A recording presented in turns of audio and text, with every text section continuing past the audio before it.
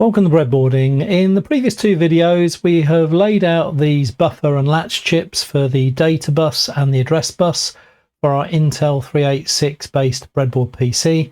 In the previous video we managed to work out a more effective way of wiring up lots of bus signals using wire wrap and a number of 0.1 inch header pins. In this video, this section of the board down here, which is for the bus control logic and CPU state machine, which this handles all the cycles from 32-bit access down to 8-bit access. So during this video, we'll be populating all the chips here and wiring it up. So this is video 13 in the 386 breadboard PC series, and in this video, we're going to be wiring up all of the 386 bus control logic. And this is a schematic, so we covered this section in the earlier videos, and now we're going to be going in and looking at wiring up all of this section down here. Now this is by far the most complicated part of the whole project, and there are about 7 programmable logic devices included in here, which we covered these earlier in the series where we're converting the PAL-ASM logic rules in the original COMPAQ DeskPro documentation into modern WinCPL2 compatible PLD configurations, and all of those chips have been programmed and tested, and I've also stuck chip labels on them. So what we're going to do now is to lay out all the chips here. The way how this diagram has been done is pretty much to ensure that the physical layout on the board should pretty much match the layout here. And you can see that over here there's an awful lot of wires. It's quite busy over here. So this is going to be a bit of a challenge to make sure we don't make any mistakes here. So I'm just going to put all of the chips on the board, and when we come back we'll then start to wire everything up. So this sequence is sped up about 60 times, so that's the fastest I use in these videos. And you'll see that the wires here, either 0.3 of an inch or 0.4 of an inch, we'll be adding the decoupling capacitors a bit later. Okay, so that's wired up most of the power rails. There might be the odd one I might have missed out, but as we go through each one we'll check to see if there's any more things. There are 1 or 2 chips that I needed to switch the orientation, since when I laid them out I hadn't put them in quite the way around, and again that would be quite a confusing thing if you hadn't noticed that. But fortunately when you've got the chip labels on, then it becomes fairly obvious when you've got things the wrong way around. When you don't have chip labels on, you could miss that. And you'll see here a lot of these connectors here. If you haven't seen some of the hints and tips videos, what I tend to do is to use this little bit of wood. What I've done is drill holes which allow for 0.5 inch of strip wire plus 0.3 and 0.4 inch of insulation. And if I then use these to strip about half an inch off one end, I can then just stick all of the wires in there, chop them off, and it makes these things a lot more quickly than if we were doing them by hand. So now going to take a quick look back at the original DeskPro schematics, because there were some things I've actually needed to address here. So I did cover this a number of videos ago, but it's probably quite a long time ago. So I'll just go through these, the extracts from the internal design document. So these diagrams are not quite as clear as the ones which are in the main DeskPro technical guide, but they are more up to date and generally more accurate. So this is the CPU and system clock board. Now we've largely done all these things. So purple is things that we've already done, green is things that we need to do, and generally red is stuff we don't need to worry about. So I've done the main system clock, we've got the CPU, we've also done the address A20 line handling for real mode applications, which we talked about a couple of videos ago. But there's a couple of gates that we need to do with the CPU ready signal. So this tells the CPU that the memory and other peripherals are actually ready for the next cycle. And there's also a gate here for the next address, which again tells the CPU it can put the next address out onto the bus. Then on the address latch board, we've done all of the latches there, and these buffers are actually needed primarily for when DMA needs to send the address back to the 32-bit memory board, but we'll be putting those in. Now these PLDs are involved in creating a lot of the control signals for this logic here, so going to be needing to wire those in, and also this one down here again. And then there's a couple of gates here to do with taking the CPU hold acknowledge and the hold request line and producing the bus hold acknowledge signal. So this is the data bus, and we've got the latches here. So these latches are involved in taking single byte word, so 16-bit words, and actually sending those back to the CPU. And a reason why this logic is also complicated is that this logic knows how to perhaps read data from an 8-bit I/O port, for example, and put it into these latches and then tell the CPU when the data is ready to read. And similarly, these buffers are just used to interface the 32-bit data bus to the 16-bit ISA bus. So you'll see that, in fact, on one side of this, that the 15 to 8, for example, and 15 to 8 occur twice, and the 7 to 0 here occur twice. This basically takes the 32-bit data bus here and then puts the lower word and the upper word actually on the SD bus, which is the ISA bus. So all the other peripherals can only really talk to the CPU on 16 bits, which is like the PCAT. Only the memory board is able to talk to the CPU with 32 bits. So we've done these in the previous two videos. We need to wire up this buffer. This provides the buffering for the X bus, which is what all of the system I/O devices and things go on. This buffer here is used to actually copy the least significant byte to the byte 1, so effectively for copying byte 0 to byte 1 and byte 1 to byte 0. And then we need to be doing this PLD. Now this PLD, I've got a warning in here, in that when I was converting the PAL-ASM logic rules into PLDs, the simulation results would fail.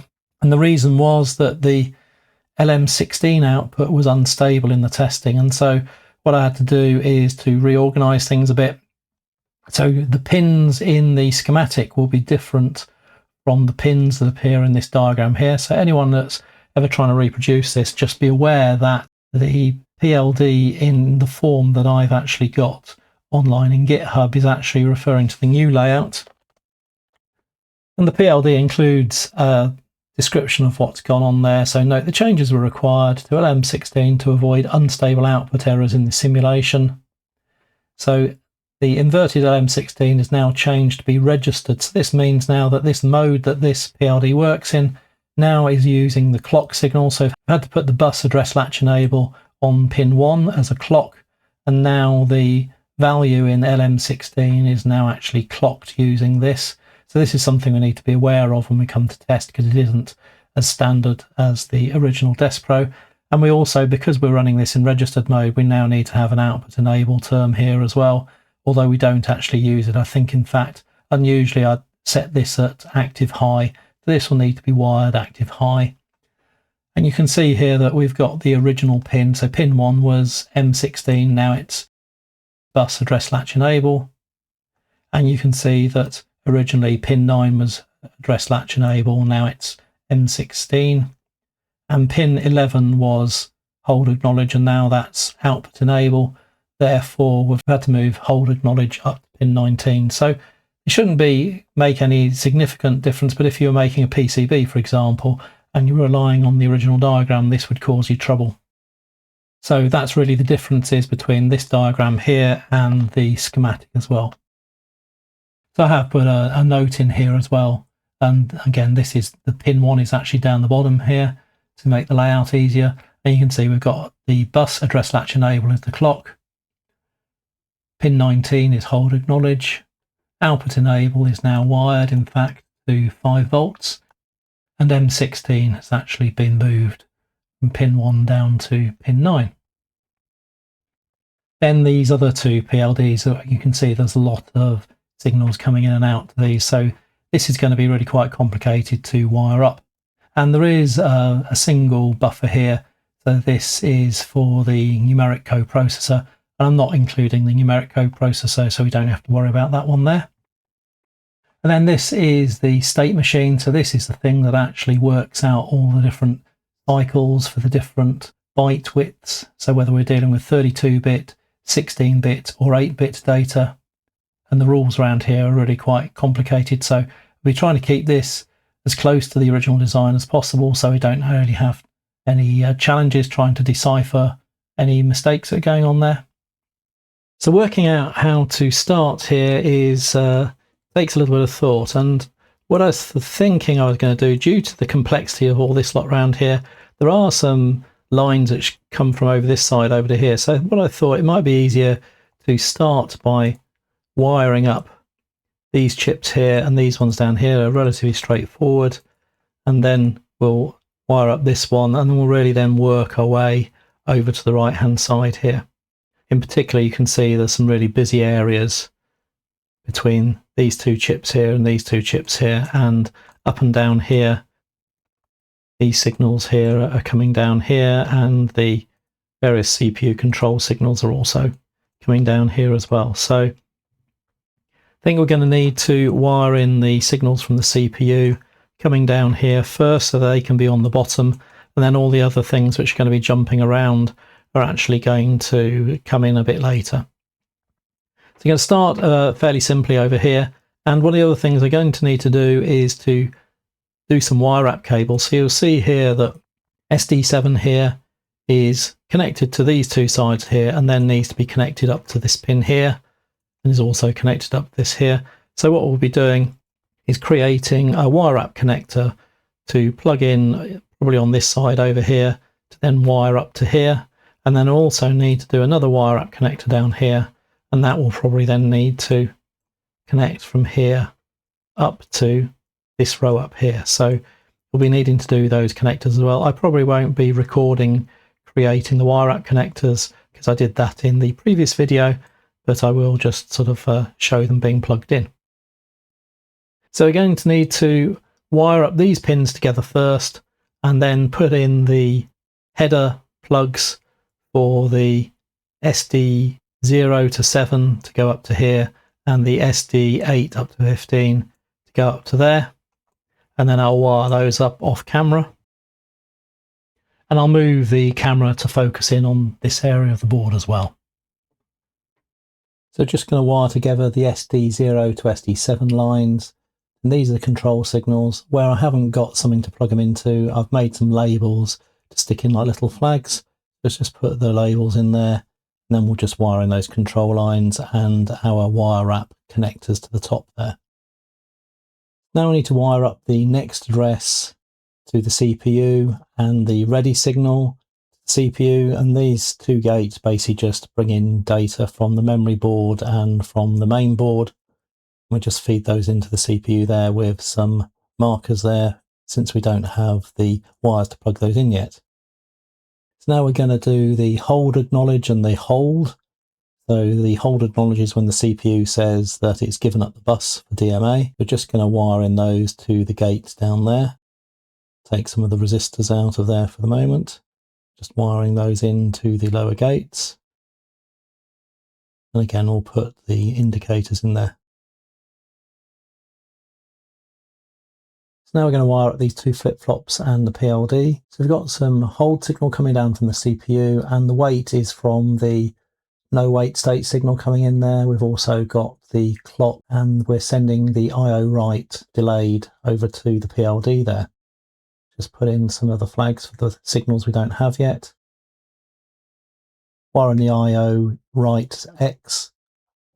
So now we need to wire in the clock signal from up here. So this is the clock 16 signal in the original DeskPro. So this was 16 megahertz in the original. At the moment, this is only going to be 8 megahertz. We just need to feed that down into our two flip-flops here, and then I'm just going to join the clock signal up between those two. So the no wait input allows devices to not include any wait states. So the latched no wait is just this signal latched by a clock, so just wire in that.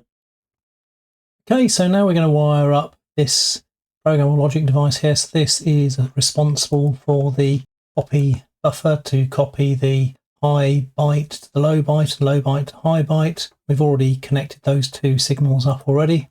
I'm actually going to connect these in kind of like the reverse order. So we're going to go from here down to here.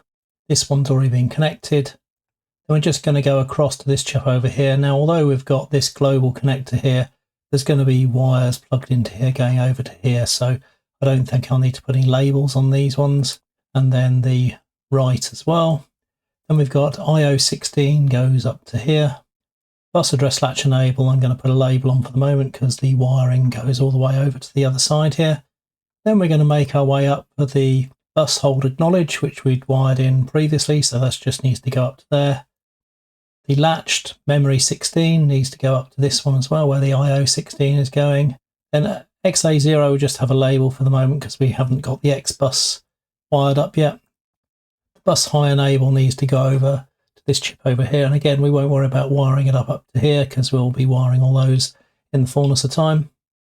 A number of these are just left disconnected for the moment, so the DMA related inputs here, DMA enable and DMA enable 2, we're just going to leave those unconnected for the moment. So let's just go and wire that little lot up. We've got M16, then the IO read label, IO write is already there, mem read, mem write, then IO16, a marker for address latch enable, bus hold A, LM16, and then bus high enable. Now we're going to wire in the bulk of the PLDs over here. This is quite complicated, I've said before, and we've got a number of signals coming out of the CPU. So we've got the byte enable ones coming down here. We've got the CPU control signals, so the write, read, data control, and then there's also latched versions of these coming down the side here. I'm going to wire in these latch signals first, just because they then go off to various places around the board here. Then we'll do these control lines up here. Then finally we'll do the byte enables here, and there is also just one other address line. So there's the PA31 address line needs to come all the way down here, so we'll wire that in as well whilst we're at it. So just do that byte enable 0 first. Now we're going to put the latched signals coming down first, so the latched memory IO, latched data control, and the latched write read, and those just go off to various places around the board there. Now we're going to do the direct CPU ones, these are not latched, and then the byte enable 0 to 3, and just join those down to the next chip down there, and then finally we're just going to put the address 31 line in.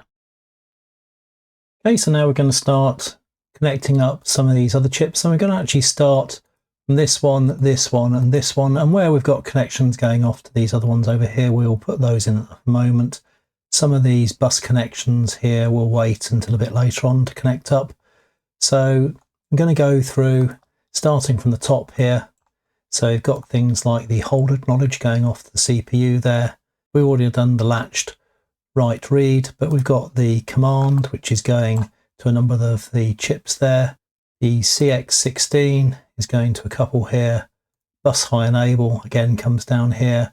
We're also going to need to wire in the SA0 and SA1. So this is basically generating the lower address lines to populate the address bus up here. Then as we come down here, we've got a few other signals. So reset needs to go off to here. Delayed command goes to here. C last D over here. C last comes down here. Bus hold acknowledge needs to go over to the gates that we set up over there. And then there's a couple of extra signals here. So the write data enable needs to go over here. The memory 32 board is actually going to go up to here and then goes off up to the memory board up the top there. So we're going to wire all that lot up now. We'll just do cycle last D there, put that in. Then we've got the CPU hold acknowledge, and we're wiring in the command wires. So these go to a number of the chips. And we just wired in the delay command. It was actually in the wrong hole at the top there. We move it later. Then bus high enable, CX16, and this goes to a couple of the chips. Now we're going to wire in the system address 0 and system address 1 line, so these are generated from the other control signals. Then bus hold acknowledge, reset, write data enable, the cycle last, C last, and then finally the memory 32 signal. Okay, so now we're going to have a look at wiring up some of the chips down the bottom here. So we've got this 3-input AND gate, 2-input AND gate, and this 74LS273, and this has got 4 flip-flops in it with a common clear. So the latched no wait state actually already comes in from over on the left hand side here, so we wired that up a little bit earlier, and this is going to go off to this gate over here. But also note that the D20 here then goes round into here, and we also need to wire up D11 into here. Whilst we're at it, we may as well, once we've wired up this one, we'll also wire up D21 into here and D30 into here. Then we're going to go through the rest of this. So to start with, we've got to have reset coming in from the top here. So I tend to treat reset like an interrupt line. So I tend to do interrupt lines in red.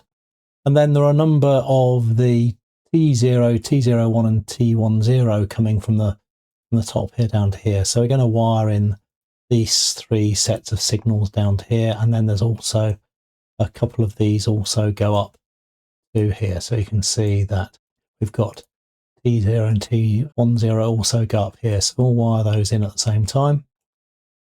Then we've got address latch enable, so this goes up to this gate over here. And we also need to wire in the inverted clock 16. So this is the main bus clock used for all the internal clocks.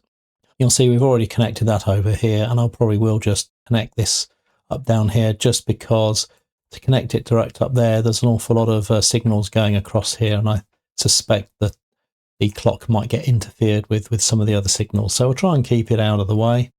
Then there's a couple of pins wired together. The D20 we've already done, D21 we've done, D30 is just connecting an input to an output, D30 we've already done, and then there's just the T31 going up to this chip up here. So I'm just going to wire that up, and then when we come back we'll wire up the rest of the chips up the top here. T30, T20, T31, T21, D30's in the wrong hole there. Latch no wait state, and D20, T11, and reset, T0, T10, T01, T00, T10, T01, T0 up to the high PLD, T10, high PLD, address latch enable, and clock 16. Okay, so now we're going to wire up the chips at the top of the board, but first of all there's a couple of signals that go quite a long way. So the wait signal there, this needs to be wired up all the way over to here. Board ready or bus ready, that also needs to go way over to here. And we also need to wire in the latched no wait state down to here. So we're just going to do that whilst I've got the camera in a slightly higher position. That's latched no wait state, then the wait, and then the bus or board ready.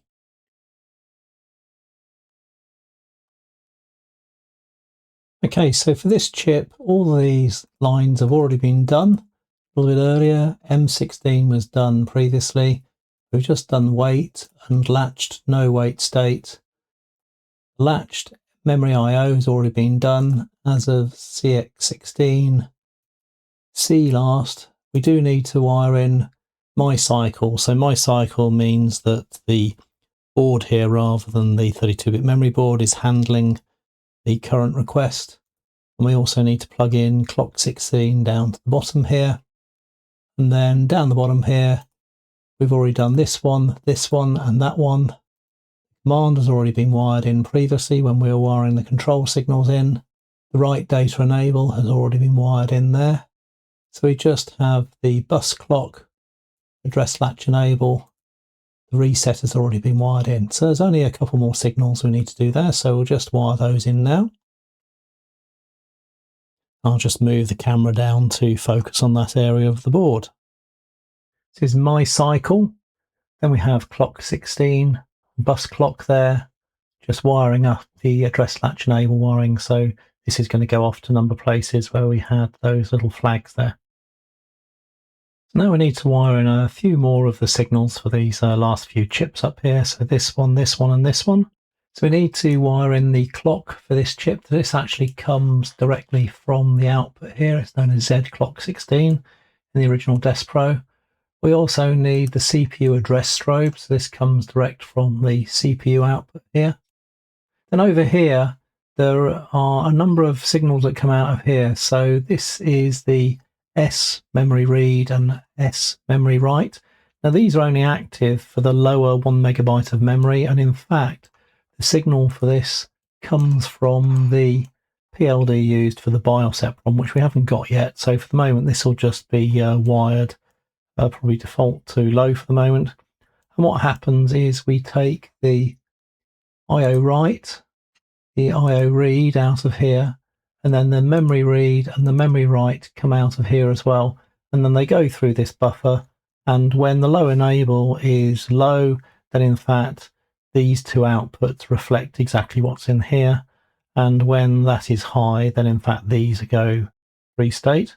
And also the memory 16 signal here as well comes from a signal here which is enabled. So again, this would probably be enabled for the BIOS EPROM. So that would go low when the BIOS EPROM was being accessed. And when that goes low, it will basically drive M16, which is the output, low through this connection here. Then there's also a couple of other signals. I think there's the memory IO, DC and write needs to be wired in down the bottom here. And we also need to do the bus address latch enable, comes down from our chip here, and also bus ready needs to be wired in from down the bottom here where it's coming from across the board over here. So I'll just go and wire that up. Z clock 16, then the CPU address strobe, memory IO, DC and write. We've got low enable, IO read, IO write, mem read, mem write. Put the labels in for those. Then we've got M16, M16E, then the bus address latch enable, and the bus ready.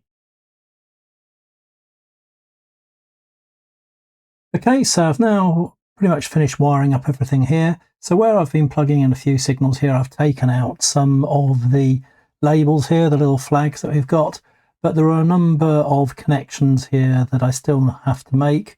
So for example, some of these signals here will need to be connected to the ISA bus once we've actually got it set up.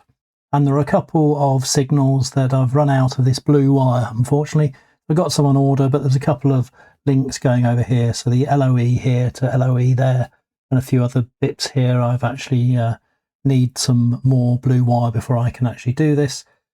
So if we just go back to the schematic to see what we've done, you can see that all the stuff in blue that we looked at earlier on, we've now pretty much wired all of this up. There are a number of connections that are still going to need to go over to other parts of the board, over into the bus and up to the 32-bit memory board up there. And in the next video, what we're going to be doing is looking at testing this and looking at all the timing signals. And in fact, in the original DeskPro documentation, there are a number of these quite difficult to read timing charts, but down the left-hand side, a lot of the signals that we've been looking at and plugging in during this current video. And for the different types of memory access, so 32-bit access, accessing the 16-bit IO bus, adding wait states, accessing the 8-bit bus, and word access to the 8-bit bus. So there are some examples of the timing here, and once we actually got it up and running, what we'll then be looking at is checking to see when we put different control signals in, whether or not we can get some sort of timing like this. So this has been by far the most complicated part of the project so far, and I'm sure there will be a few mistakes in here when we actually come to test it. And there's going to be quite a few of these labels. We'll need to stay here for a while until such time as we are in the other components. So if you don't want to miss out on future videos, then please hit subscribe. If you found the video interesting, please hit like. It just helps to make the videos available to more people. And if you'd like to leave comments below, then I do try and get back to you within about 24 hours. Thanks for watching.